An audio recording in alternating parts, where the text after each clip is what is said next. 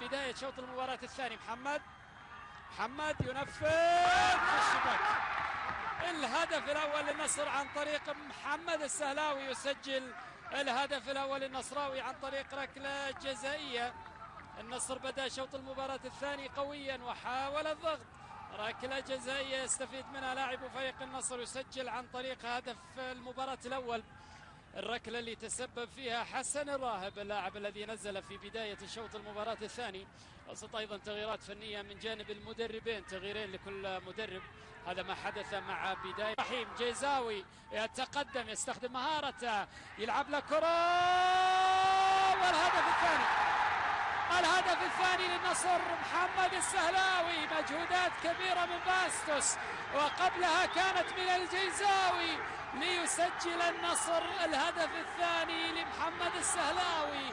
الجيزاوي كان له دور كبير في الهدف، ولذلك يجد التحية الكبيرة من الجماهير النصراوية. شوف الجماهير النصراوية، الجيزاوي عمل مجهودات كبيرة بالهدف الثاني، وبعد ذلك باستوس على طبق من ذهب لمحمد السهلاوي ليسجل الهدف الثاني للنصر عن طريق نفس اللاعب محمد السهلاوي. شوط أول شبابي، وبعد ذلك النصر يتعادل في مرمى الشباب في شوط المباراة الثاني بهدفين، لتصبح النتيجة هدفين في هالمباراة الاستعدادية. محمد السهلاوي يمضي الامضاء الثاني في مباراة. بالنسبة للنصر حكم المباراة طبعا يصر على ضبط الأمور بالنسبة لحائط الصد أمام منطقة أو داخل منطقة الجزاء.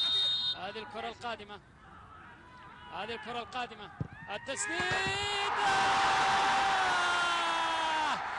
يا سلام يا سلام. عبد الرحيم جيزاوي اللاعب الجديد في النصر يسجل الهدف الثالث ويكسب محبة جماهير الشمس بهدف ثالث.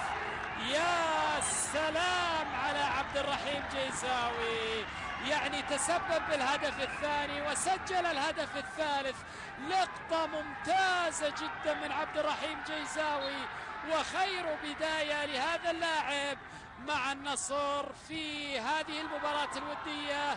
محاولة نصراوية قادمة أمام منطقة الجزاء، وفي ربكة في الدفاعات الشبابية. عوض خميس يعيد الكرة للخلف، تقدم ممتاز